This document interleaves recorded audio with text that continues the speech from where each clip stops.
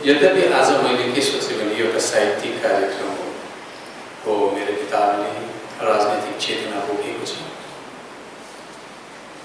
तर पनि एउटा साहित्य, नेपाली साहित्यमा एउटा केही दिने प्रयास।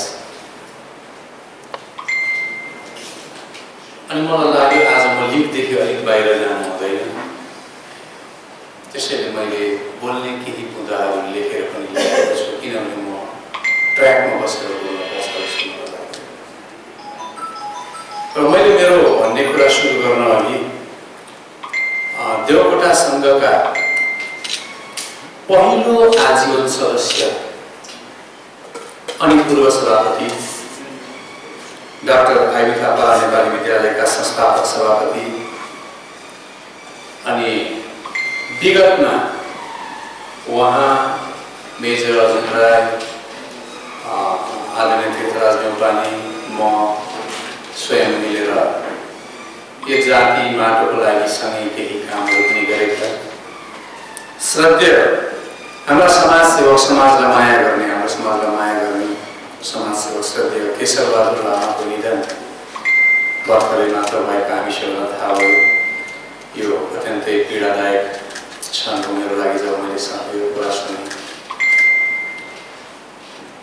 समाजको एउटा अमूल्य निधि हामीले गुमायौँ र यो देवकोटा संघको पहिलो आजीवन सदस्य र एक समयको यसै संघको सभापति श्रद्धेय स्वर्गीय केशरबहादुर लामाको निधनलाई सम्झेर उहाँको आत्मा शान्तिको निम्ति म बोल्नभन्दा अघि तपाईँहरू सबैलाई 1 मिनट मौन धारण गरिदिनको निम्ति आग्रह गरेको छु।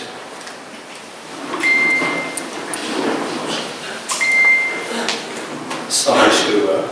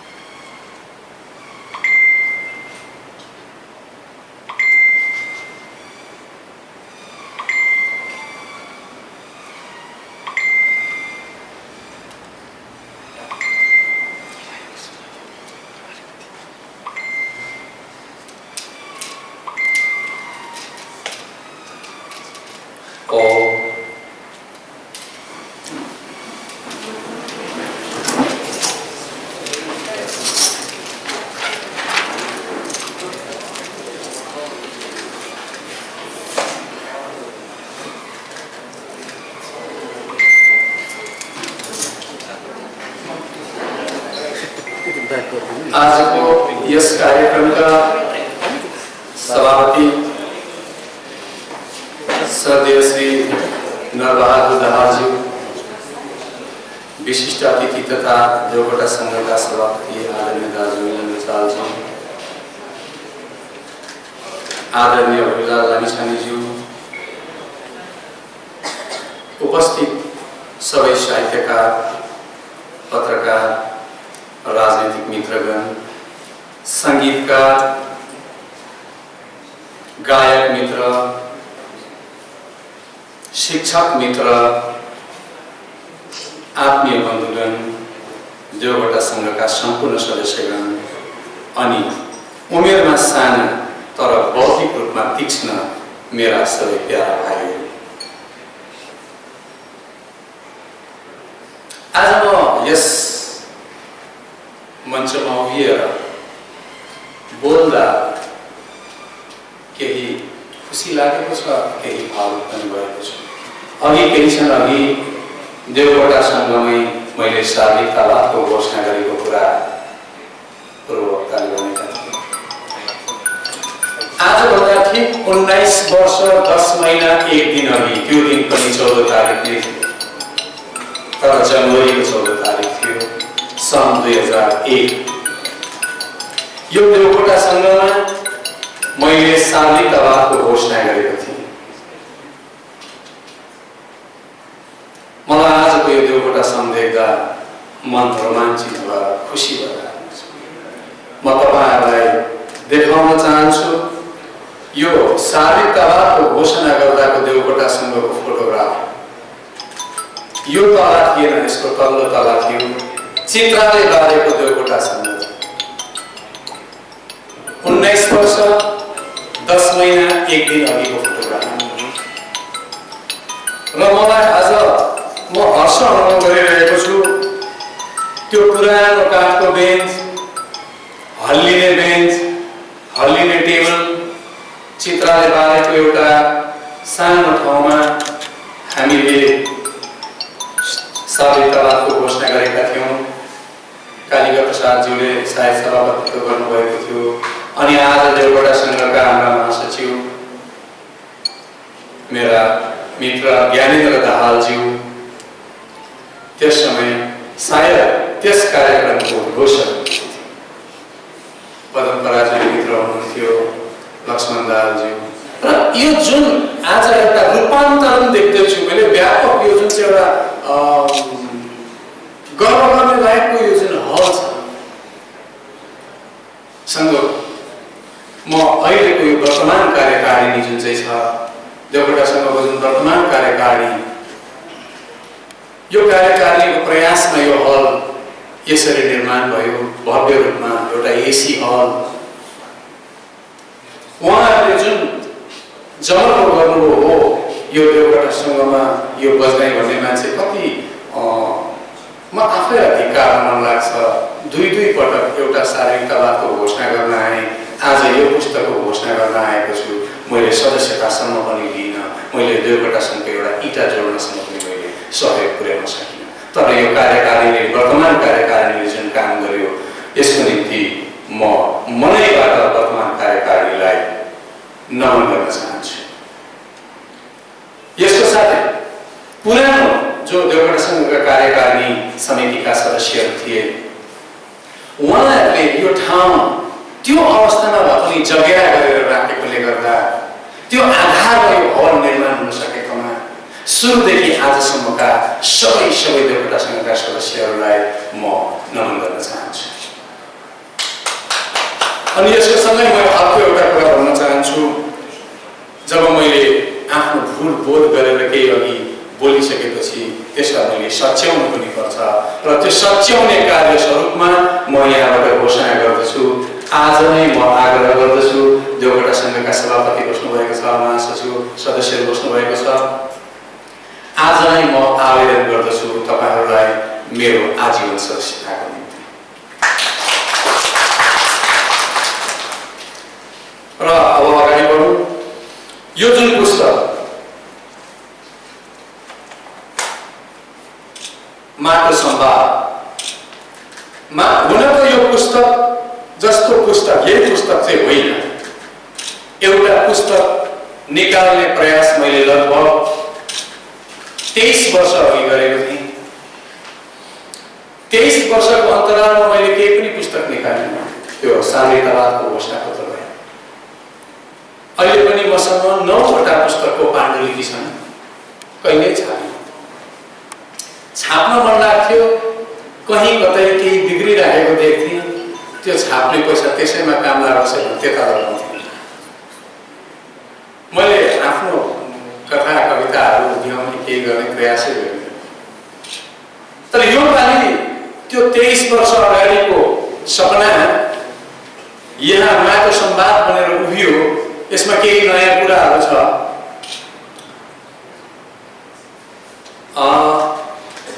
यो पालि चाहिँ केवल यो मेरो छाप्ने रहर र सपना मात्रै नभएर यस पुस्तकमा हाम्रो जातिप्रति देखेको, राखेको, ताकेको लक्ष्य पनि समाहित गरेको छु। र यो केवल सपना मात्रै नभएर हाम्रो एउटा सामूहिक लक्ष्य पनि हो भनेर म यहाँबाट घोषणा गर्न चाहन्छु।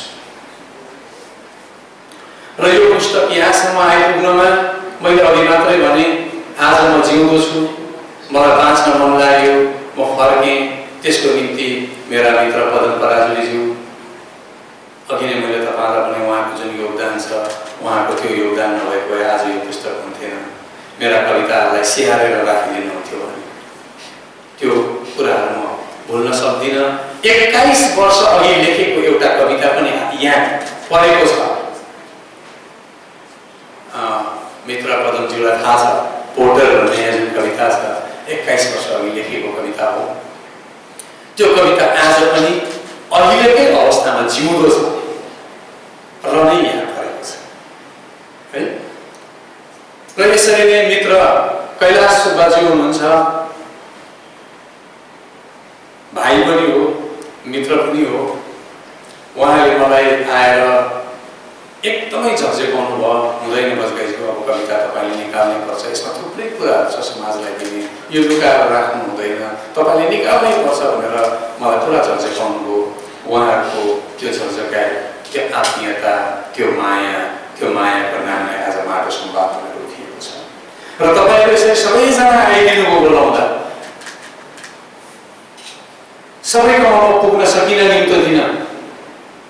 4-5 दिनको छोटो समयमा यो सबै व्यवस्थापन पनि मिलाउन पर्ने, सबैतिर पुग्न नसक्ने, फेसबुकमा देखेको घरमा, फोन आएको घरमा, व्हाट्सएपको घरमा तपाईहरु जतिजना पनि आइदिनु भयो। तपाईहरुले केवल मलाई मात्र माया गरेर आउनु भएको होइन, मलाई त अवश्य माया गर्नुहुन्छ। सँगसँगै मलाई लाग्छ मैले पालेको, मैले साँचेको, मसँग जुन चाहिँ एउटा सामूहिक विचार छ, त्यो मेरो मात्रै विचार होइन, त्यो हाम्रो विचार हो। त्यो हाम्रोपनलाई माया गरेर आइदिनु भएको छ यहाँनिर तपाईहरुले। यसको निम्ति तपाईहरु सबैप्रति म आज ऋणी बनेको छु। भाइ मनोज कालिम्पोङदेखि बिहानै फोन गरेर आज भ्याउँछु होला नि, यति बजी हिँड्दा त म आइपुग्छु है, होइन आइपुग्यो भाइ। मित्र खरसाङबाट, मिरिकबाट, टाढो टाढोबाट तपाईहरु यहाँ आइदिनु हो। तपाईहरु सबैलाई म नमन गर्दछु। र म केही कुराहरू लिखित भन्छु, केही कुराहरू अलिखित भन्छु। कविताको सन्दर्भमा भन्नुपर्दा मेरा कविताहरू छद्मवेशी छैनन् अनि अस्वीकृत अराजकताबाट धेरै टाढा छन् यस पुस्तकभित्रका कविताहरू। हाम्रा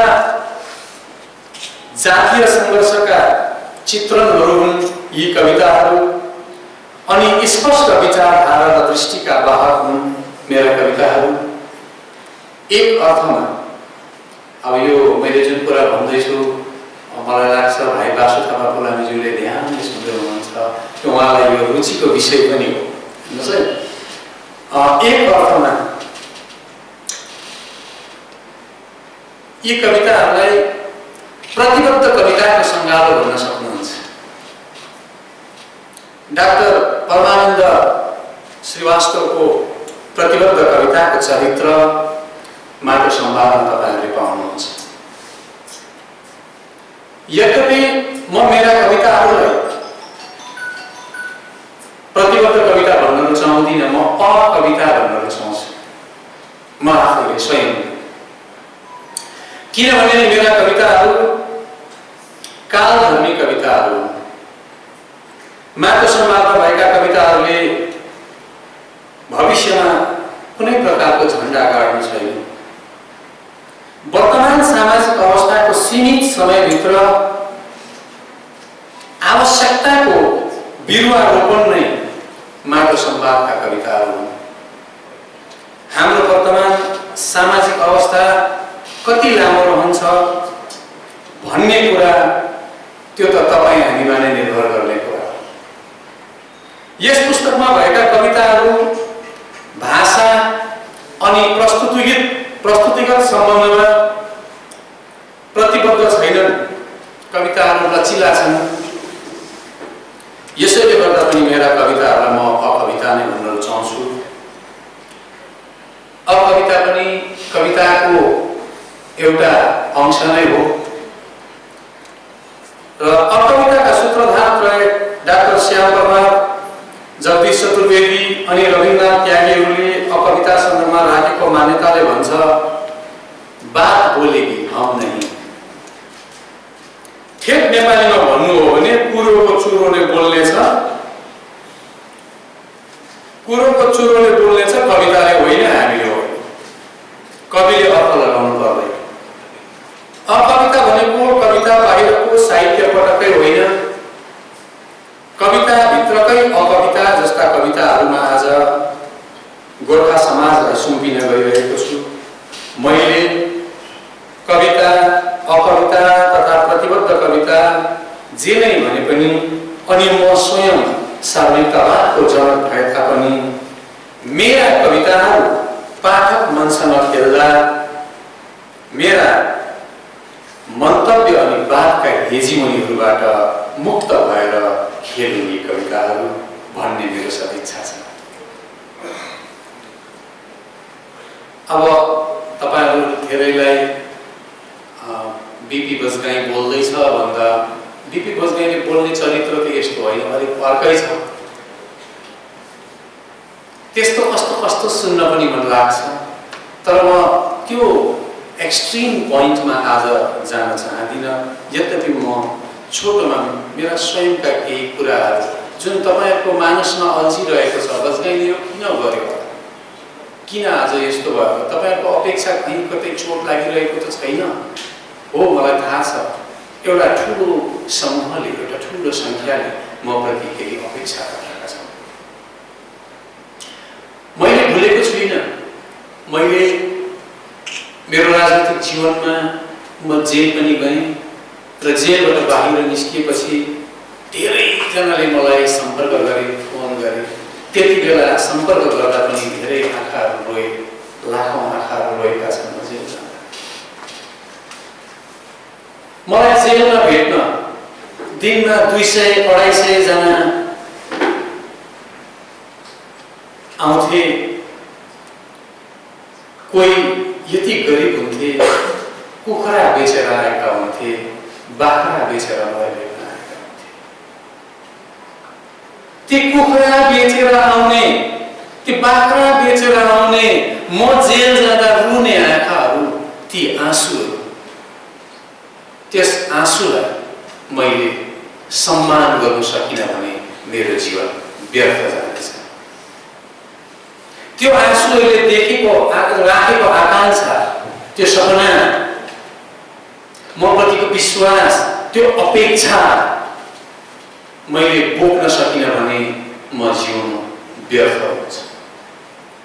त्यसले गर्दा हो तपाईहरुले ममा एउटा परिवर्तन अघि राजा भाइले भन्दै थिए, दाजु त ठ्याक्कै अडेर बस्न सक्दैन, सकिन। म राजनीतिमा पनि दलगत राजनीतिमा अडेर बस्न सकिन। किन सकिन भने त्यो ठुलो जमातले, त्यो जमातभित्र तपाईहरु पनि हुनुहुन्छ। तपाईहरुले देखेको अपेक्षालाई भुइँमा खस्न नदिनको लागि, तपाईहरुले देखेको अपेक्षालाई मर्न नदिनको लागि, तपाईहरुले देखेको अपेक्षाको पखेटा जल्न नदिनको लागि म दलगत राजनीतिबाट बाहिर निस्किएको। र म छोटकरीमा मेरा स्वयंका केही कुराहरू अनि कविता उद्भव, कविताको गर्वको बारेमा केही कुरा भन्न चाहन्छु। 12 जुन 2020 मैले दलगत राजनीतिबाट बिदा लिएको दिन। आज दलगत राजनीतिबाट बिदा लिएको लगभग 4 महिनापछि यस साहित्यिक कार्यक्रममा तपाईहरुलाई एउटा सामाजिक राजनीतिक चेतना बोकेको साहित्यिक कृति, राजनीतिक पनि हो, भेट गर्न पाउँदा मलाई अत्यन्तै हर्ष भइरहेको छ। तपाईहरुको माझमा होइन पाउँदा मलाई अत्यन्तै हर्षित देखिरहनु भएको छ। हो, म आज राजनीति बोल्न चाहदिनँ, तर हाम्रो जीवन राजनीतिले कसिलो भएर बेरिएको हुनाले हामीले फेर्ने श्वास प्रश्वास समेत राजनीतिक हुने गरेको छ। आज मेरा कुराहरूमा राजनीति पाउनुभयो भने त्यो पटक्कै चुनावी राजनीति हुने छैन, विश्वास गर्नुहोस्। सामाजिक राजनीतिका चेतनामूलक कुराहरू मेरा भनाइमा यस पुस्तकलाई बोकेर उभिनै सक्छ। त्यसको निम्ति म अगाडि क्षमाप्रार्थी छु। मैले दलगत राजनीतिबाट हट्ने निर्णय कुनै व्यक्तिगत निराशाको कारणले लिएको होइन।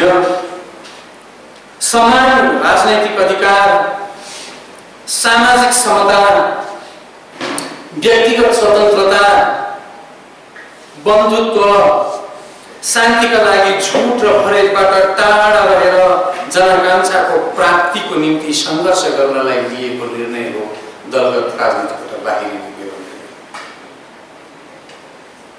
यो कुरा पक्का हो कि सत्ताधीश अनि सत्तारूढहरूले मेरो विश्वासलाई पटक पटक तोडेका छन्, खण्डित गरेका छन्।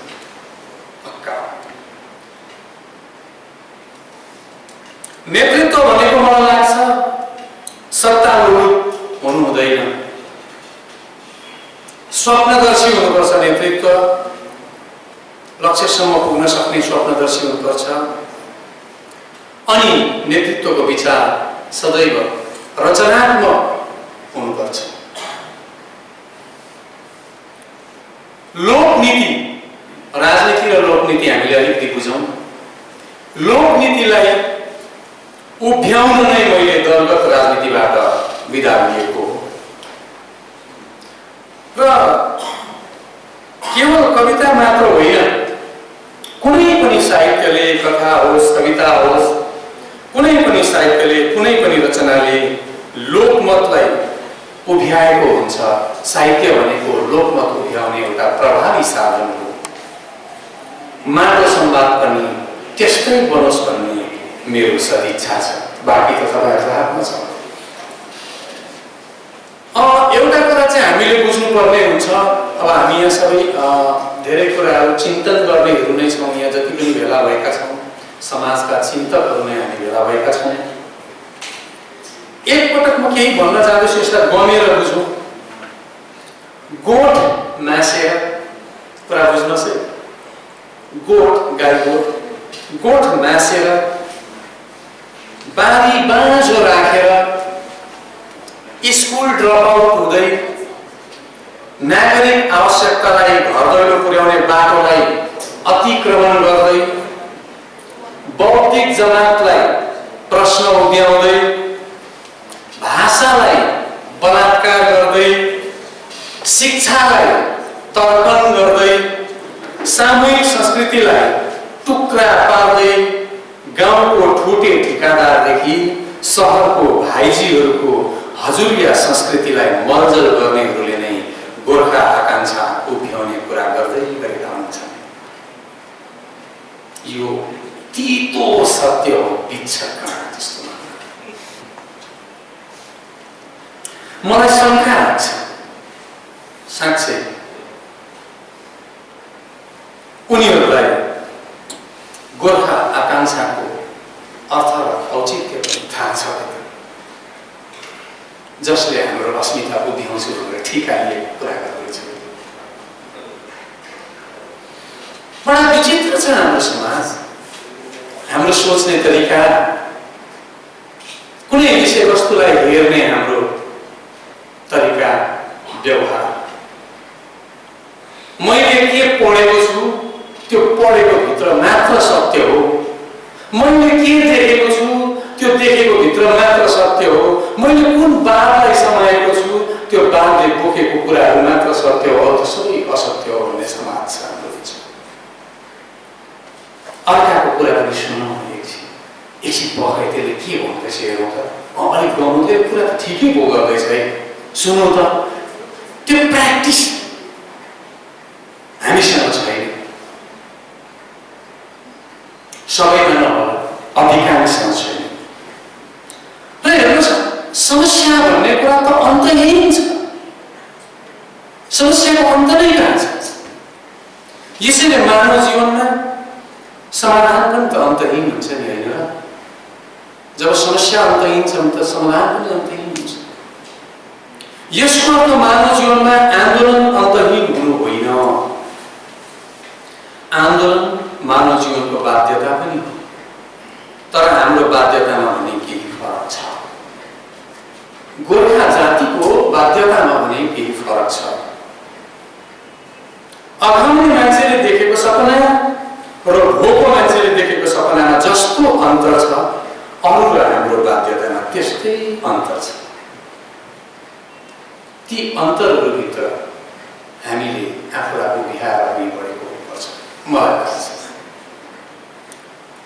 म स्पष्ट देख्दैछु आज यही प्रेक्षागृहभित्र आएको जुन जमात छ हामीलाई आशीर्वाद दिन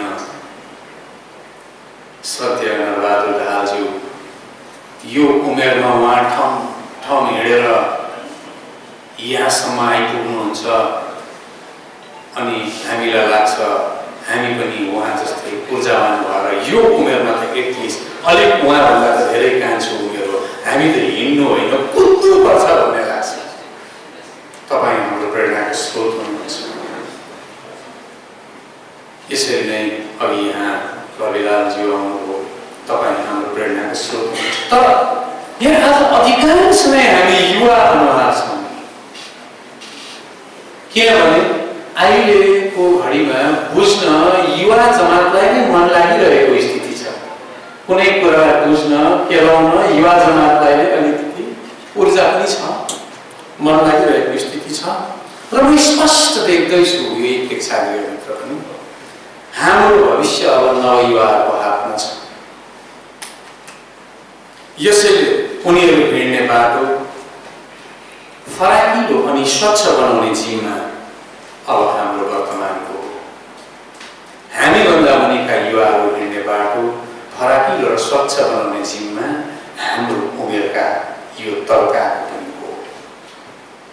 त्यो जिम्मेवारी बोध गरेको हुनुपर्छ।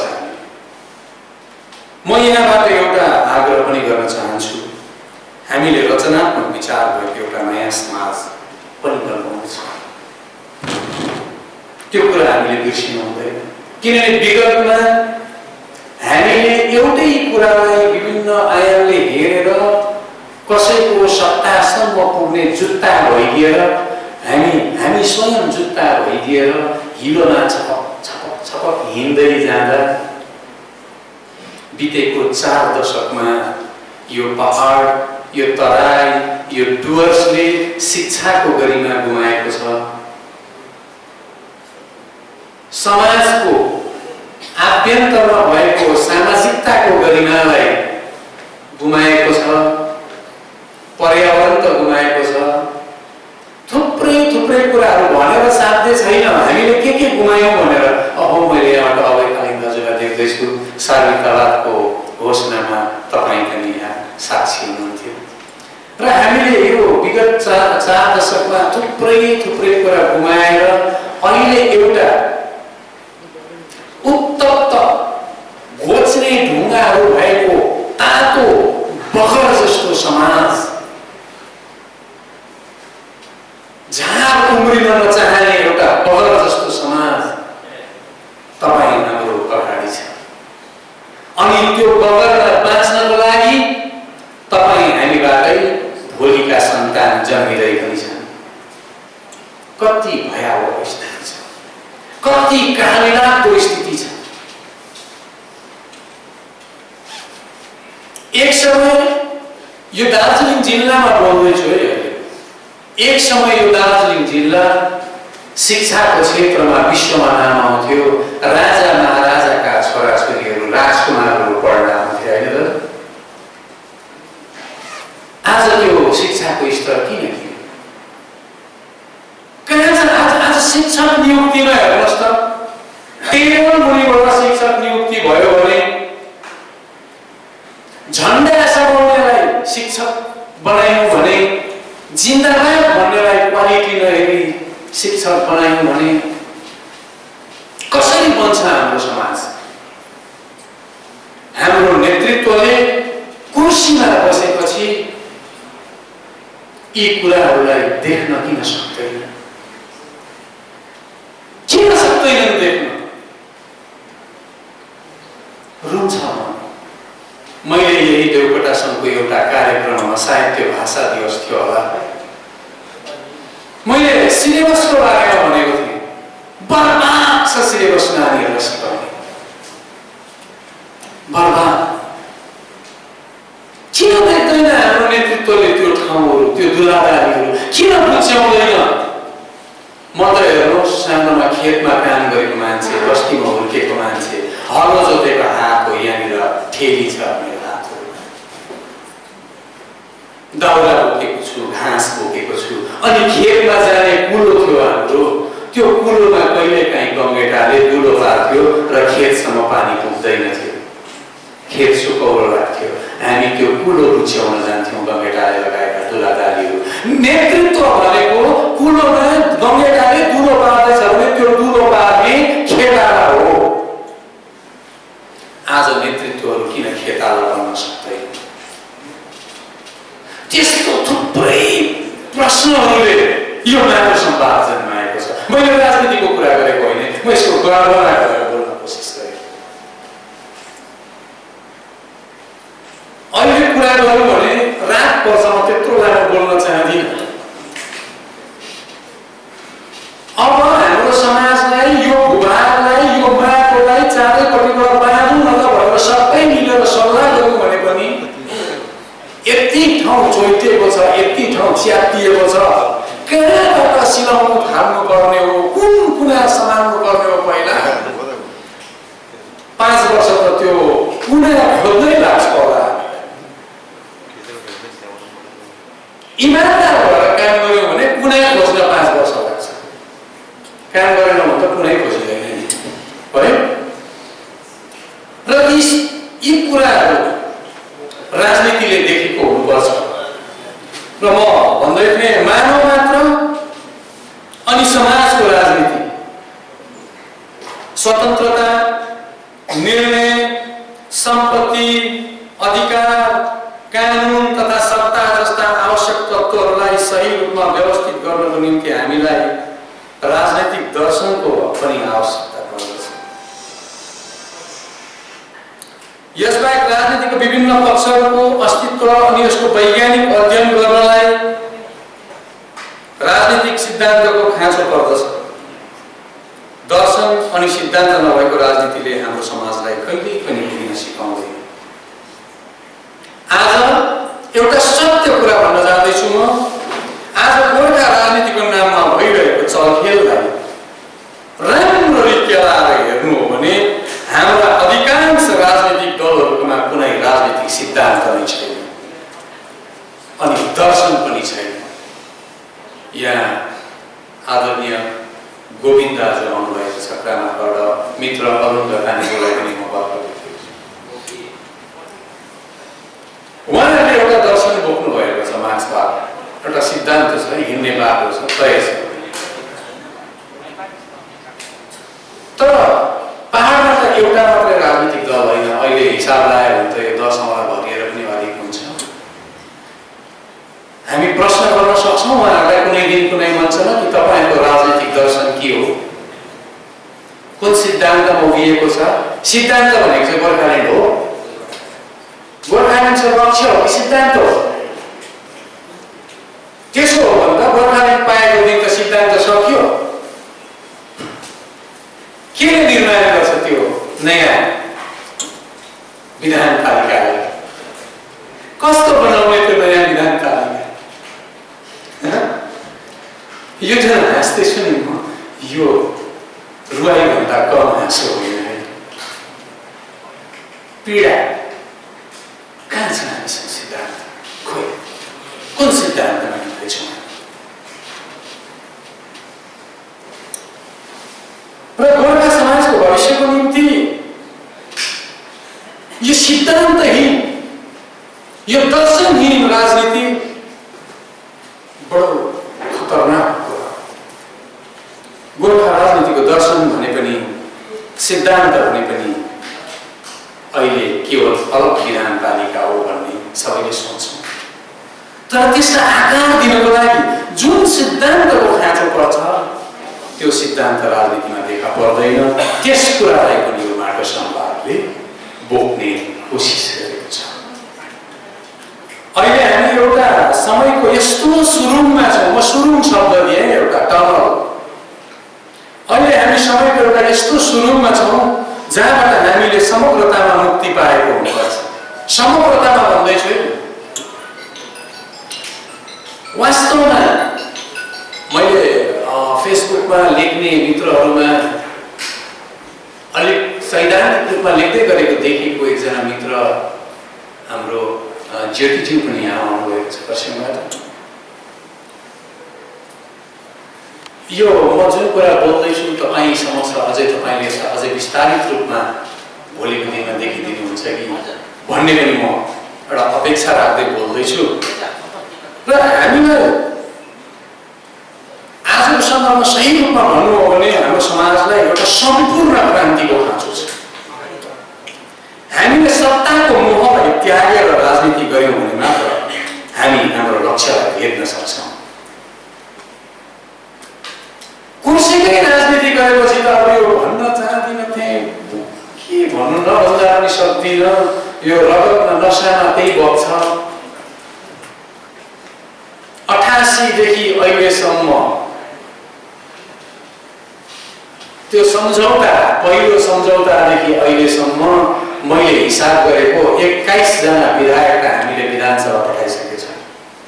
अनि प्रत्येक विधानसभा चुनावमा यो चाहिँ हाम्रो भाग्य निर्णय गर्ने चुनाव हो भन्छ। कहिले भयो हाम्रो भाग्य निर्धारण? 21 जना पुगे। यो पालि 3 जनाले जिते भने 24 हुन्छन्, 4 जनाले जिते भने 25 हुन्छन्। आँकडा मात्रै बढ्छ। भाग्य निर्णय गर्ने चुनाव हुँदैन रहेछ भनेर हामीले बुझ्यौँ। चुनाव हाम्रो भाग्य निर्धारण गर्ने कुरा होइन रहेछ। मैले आफै स्वयंलाई पनि यो पालि 2019मा दाउमा लगाएको, म जेल समेत गएको, म आज बोध गर्दैछु त्यो मेरो गलती थियो। गलतीलाई म गलती भन्न हिचकिचाउँदिनँ, किनभने अब आएर मैले बुझेको छु हामीले सत्ता मोहबाट टाढा भएर मात्र यो समाजलाई आकार दिन सक्छौँ, यो माटोलाई आकार दिन सक्छौँ। यही कुराहरूलाई पनि माटो सम्वादले बोक्ने कोसिस गरेको छ। यो गर्वको कुरा माटो सम्वाद।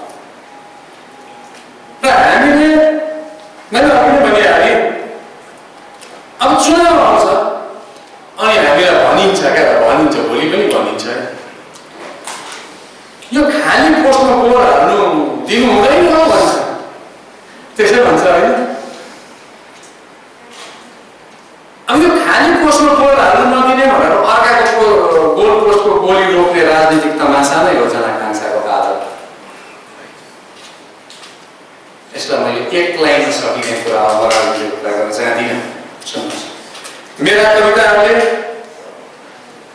राजनीतिक चरित्र बोकेको हुनाले हाम्रो अभिष्ट अनि भविष्यको सामाजिक राजनीति सम्बन्धमा यस पुस्तकले विचारको खेती गर्नु सक्यो भने, त्यो खेती लहलह भयो भने मेरो निम्ति मेरो जीवनको सबैभन्दा ठुलो पुरस्कार त्यही नै हुनेछ।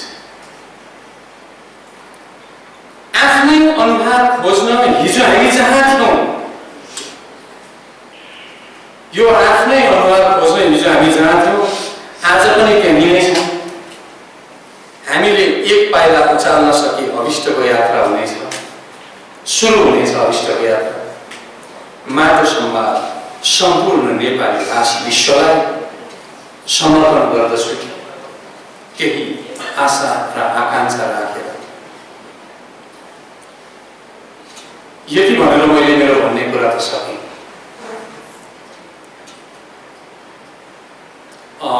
केही क्षणमा यस प्रेक्षागृहमा आउनुभएका सबैलाई म मेरो तर्फबाट माटो सम्वादको एक प्रति दिनेछु। यो मेरो तर्फबाट एउटा उपहार मात्र नभएर यसले बोकेका कुराहरू, यी विचारहरूको तपाईहरु संवाहक बन्न सक्नुहुन्छ कि भन्ने एउटा लोभ, एउटा लालच पनि मैले तपाईलाई पुस्तक दिँदा राखेको हुनेछु। र म यस कार्यक्रमका सभाध्यक्षता गर्नुहुने आदरणीय नरबहादुर दाहाल सरलाई यस पुस्तकमा भएको एउटा कविता सुनाउन पाउँछु कि भनेर अनुमति माग्छु। र यो कवितासँगै मेरो आजको भन्ने यही समाप्त हुन्छ। एउटा कुरा चाहिँ म थपिराखेर कविता सुनाउन चाहन्छु। यो मैले यो प्रेक्षागृहमा आउनुभएका तमाम आजका अतिथिहरूलाई मात्र नभने सोसियल मिडियाबाट अहिले अनलाइन हेरिरहनु भएका सबै तराई डुवर्स पहाडका जनतालाई भन्न जाँदैछु, माटो संवाद बोकेर म तपाईहरु सबैको घर आँगनमा आइपुग्नेछु। बेकारी बनेर होइन, चर्चा परिचर्चा गर्नको निम्ति एउटा विचार, त्यो विचारको एउटा अङ्गालो छ। प्रत्येक आँगनमा त्यो विचार रोप्न चाहन्छु, रोपेर फर्कन चाहन्छु र म ढिलो छिटो सबैको आँगनमा, गाउँमा, सहरमा म आइपुग्ने यहाँबाट घोषणा गर्दछु। हो, मलाई थाहा छ यो मैले जुन यात्रा सोचेको छु यो मेरो जीवनको सबैभन्दा कठिन यात्रा हुनेछ। धेरै अर्थमा, धेरै कारणहरूले त्यो कठिन यात्रा हुनेछ। सायद त्यो यात्रामा निस्किँदा मेरा घरकाहरू रोएका पनि हुनेछन्, तर म त्यो कठिन यात्रामा हिँड्न तयार छु। यति भन्दै म माटो संवादबाट एउटा कविता अघि आदरणीय बिलालज्यूले उल्लेख गर्नुभयो लेन्दुक भनेर, म त्यही एउटा कविता यहाँ वाचन गर्न चाहन्छु। चारै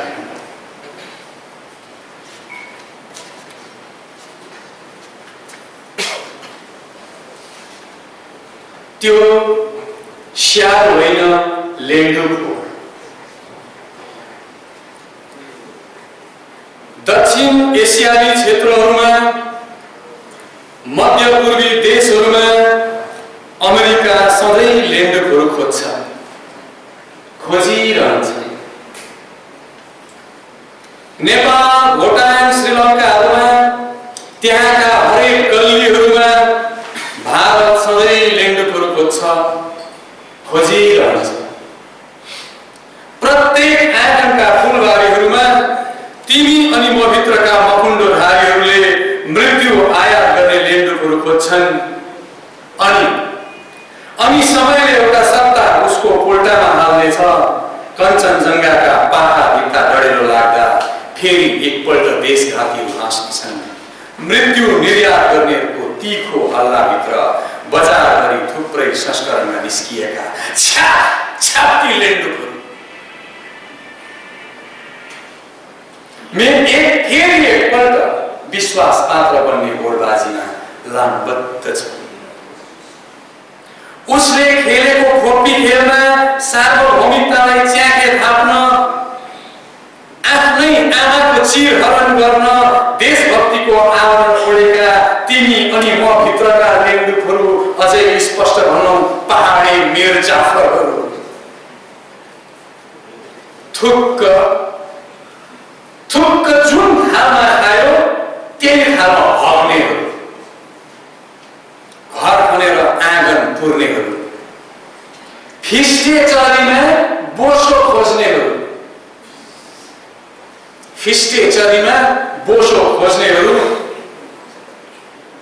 लेन्दुकहरू इतिहास होइन, छैन उनीहरू इतिहासभित्र।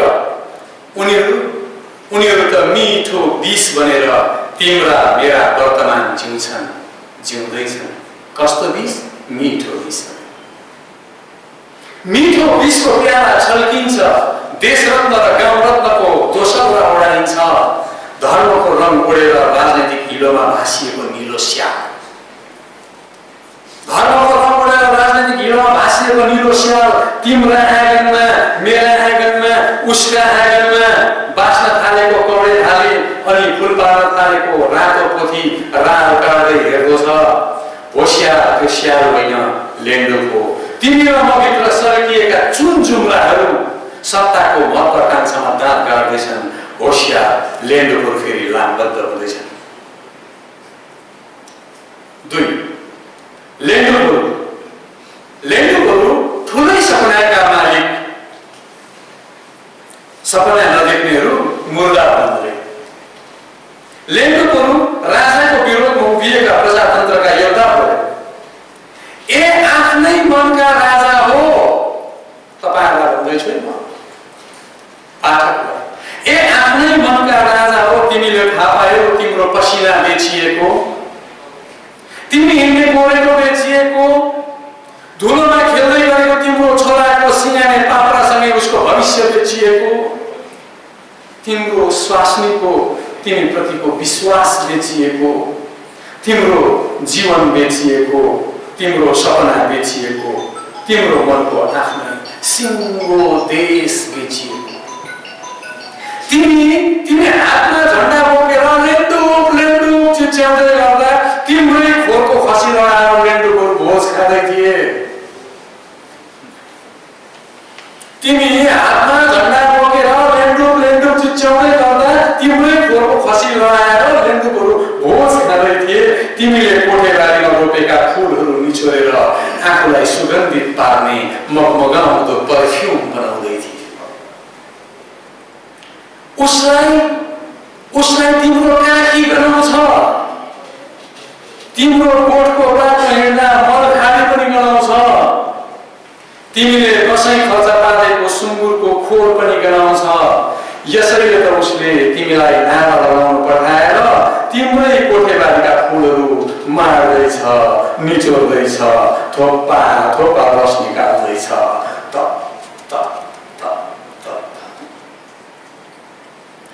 आफ्नै मनका राजा हो, आफ्ना फुलबारी जोगाउन सक्दैनौ। आफ्नै मनका राजा हो, आफ्ना फुलबारी जोगाउन सक्दैनौ। तिम्रा मनको शासन अर्कैको हातमा दिइसक्यौ, तिमीलाई थाहै छैन। अब के दिने सोच्दैछौ? हेर त लेन्डुपुर फेरि लामबद्ध हुँदैछ। राजा, अब अझै तिमीलाई कस्तो लोकतन्त्र चाहियो? राजा चाहिँ तपाईँ हामी हो, प्रजातन्त्र। राजा, अब अझै तिमीलाई कस्तो लोकतन्त्र चाहियो? धार्मिक लोकतन्त्र, नस्लीय लोकतन्त्र, परिवारवादी लोकतन्त्र कि नव अभिजाततन्त्र? तिम्रो ममता नै लेन्डुपुरको विजय हो। मनोज भाइले घरिघरि यही त भन्नु खोजेको हो। तिम्रो ममता नै लेन्डुपुरको विजय। एकपटक तिमी आफ्नै छातीको विस्तृत फाँटमा हेर, आफ्नै मनको ढुकुटी उघारेर हेर, तिमी राजा हौ नि। हेर त तिम्रो ढुकुटीमा, हिजो मात्र हालेको तिमीले रगतसरीको लोकतन्त्र। र पुछेर त हेर, त्यहाँ तिमीलाई राजा बनाएको त सुन्छ। चाहे तिम्रो आँखाहरू जति नै कमजोर किन नहोस्, लेन्डुपुरको चस्मा लगाएर पटक्कै नहेर्नु, त्यहाँ तिमी त राजा हो। राजा उठ त एकपटक उठ। हेर त तिम्रा मनका देशमा झिसमिसे उज्यालोको त्यो लामो आकार एउटा लामो लाइन जस्तो देख्दैछौ।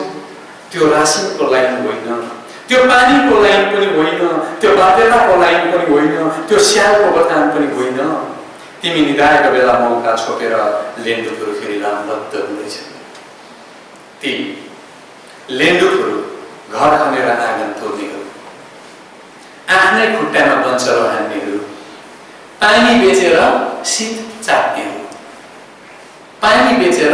चाट्नेहरू, कुकुरलाई मासु पैँचो दिनेहरू, चिप्लो अनि धमिलो पेट भएकाहरू, आफूले टेकेका माटोसँगै त्यही माटोको उपज हातका मैला कागज साट्नेहरू। लेन्डुपुर पानीको महत्त्व खोलालाई के थाहा?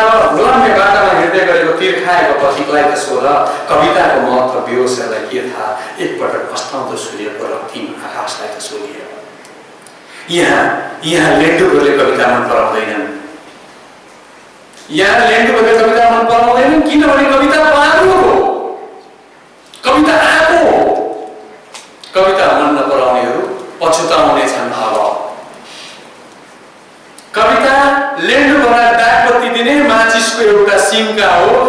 कविता लेन्डुपुरलाई दागबत्ती दिने माचिसको एउटा सिङ्का हो।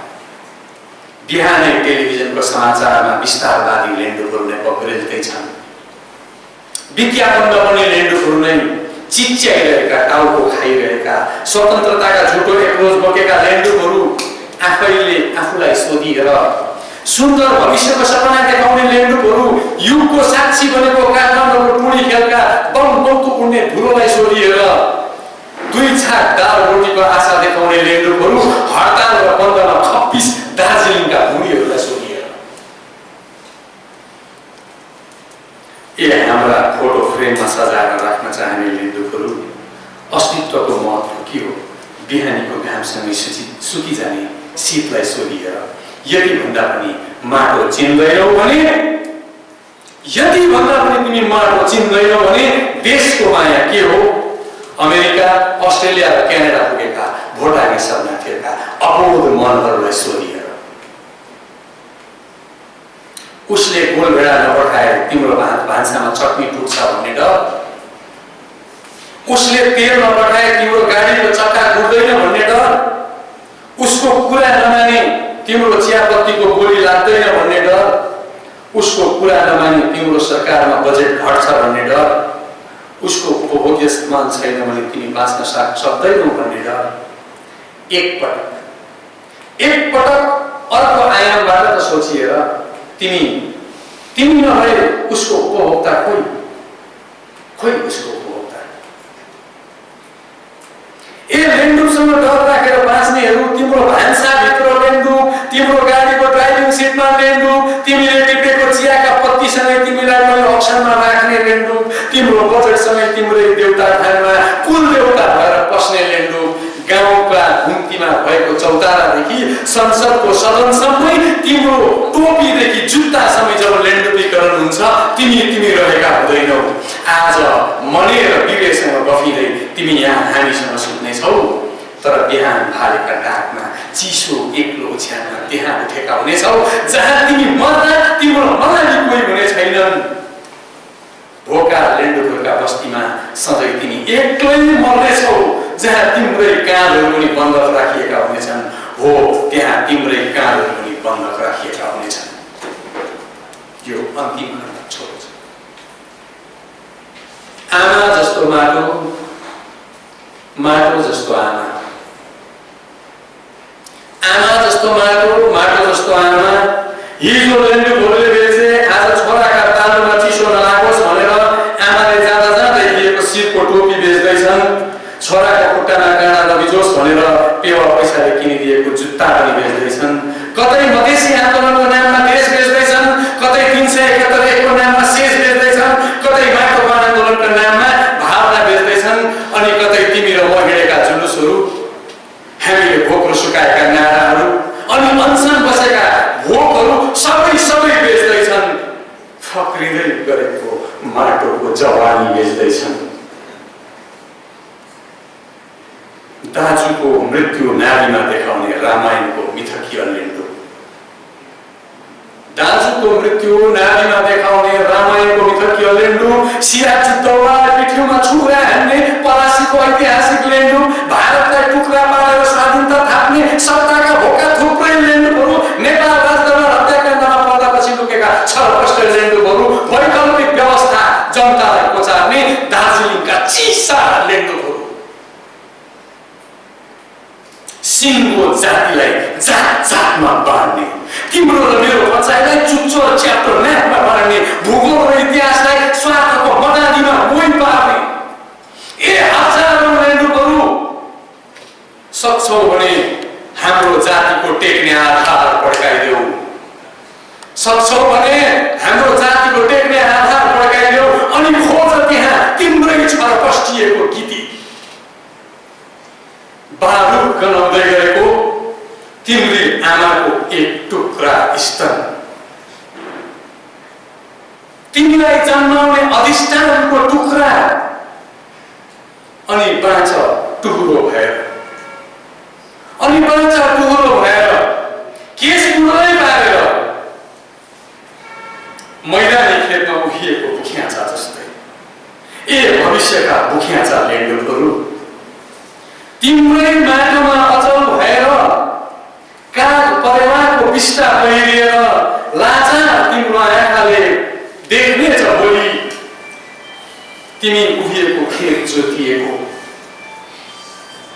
हिरणले बनाइएको, तिम्रै छेउमा तरुणीहरू धान नाचेको, तिमी उभिएको खेतको फसल उठाएको, अनि देख्नेछौ तिम्रा खेतको फसलसँगै तिमीले मन पराएको तरुनी, अर्कैले लगेको, अर्कैले चुमेको, अर्कैको संसर्गले जन्माइएको अनुहार नमिल्ने बालकहरू, जसले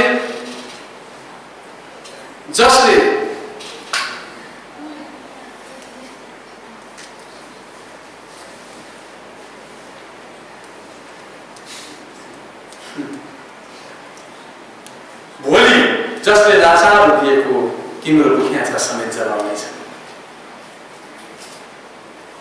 मलाई यो लाइन भन्दा धेरै गाह्रो पर्छ, किनभने म हाम्रो अकर्मण्यताले जन्माउने भोलिको त्यो दिनहरू देख्दैछु।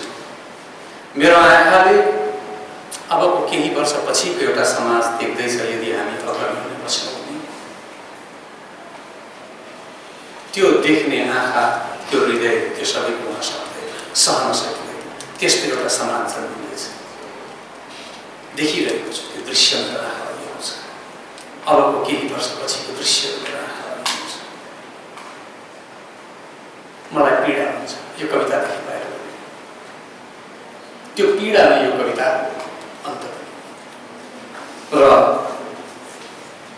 तिम्रो लाचार तिम्रो आँखाले भोलि देख्नेछ।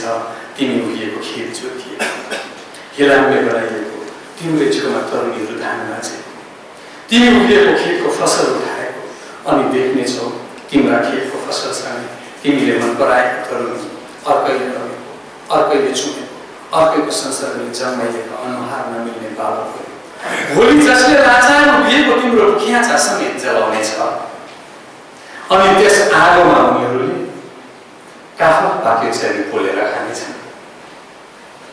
अनि बन्द हुनेछन् कोइलीका गीतहरू, कचुडाका सुरिला सुसेलीहरू, बाँकी रहने छैनन् विरह गाउने न्याउलीहरू, बाँकी रहने छैनन् तिम्रा मेरा केही पनि। केवल बाँच्ने छ देशद्रोहको इतिहास, मातृद्रोहको इतिहास, अनि इतिहासका पृष्ठहरूमा चेप्टिएका लेन्दुहरू। ए आफ्नै मनका राजा हो, त्यो भोलि देख्न नपरोस् भनेर म आज नै भन्दैछु। तिमी निराएको मौका छोपेर तिम्रा घरभित्र उनीहरू पस्दैछन्।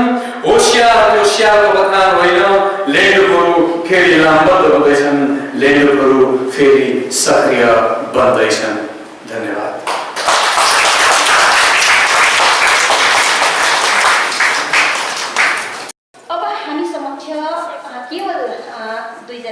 कार्यक्रम समाप्तिको धेरै नजिक आइपुगिसकेको छौँ।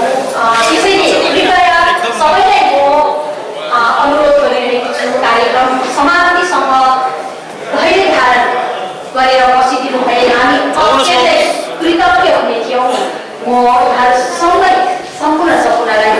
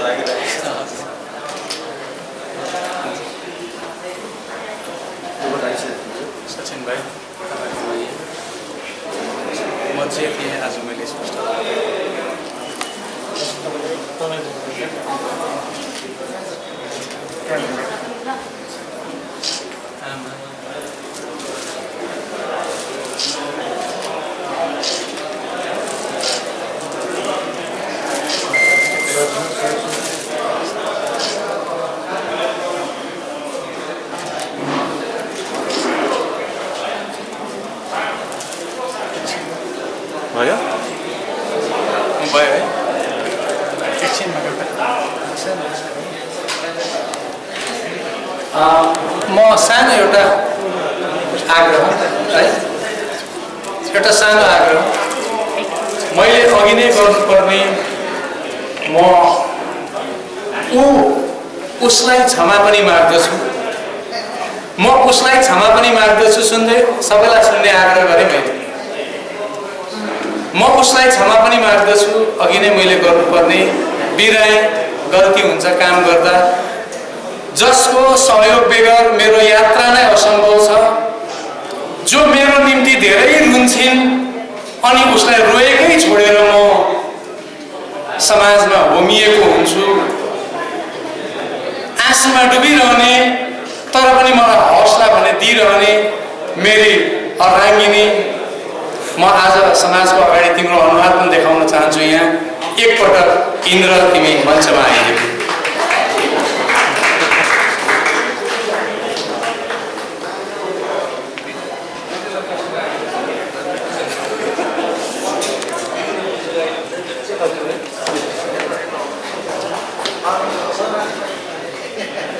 जसको हौसला जसको प्रेरणा है जसको प्रेरणा बेगर म आज यहाँ उभिन सक्ने थिइनँ मेरो जीवनमा यस्तो दिनहरू पनि आयो लगभग 10 वर्षको समय म समाजप्रति नै लागिरहेको बेला घर टोटल कन्ट्रोल गरेर बसेको मैले त्यति बेला घरमा एउटा सिन्कोसम्म पनि नभाँचेको 10 वर्ष थियो र ती दिनहरू आज मेरा आँखामा झलझली आए र थ्याङ्क यू तिमीलाई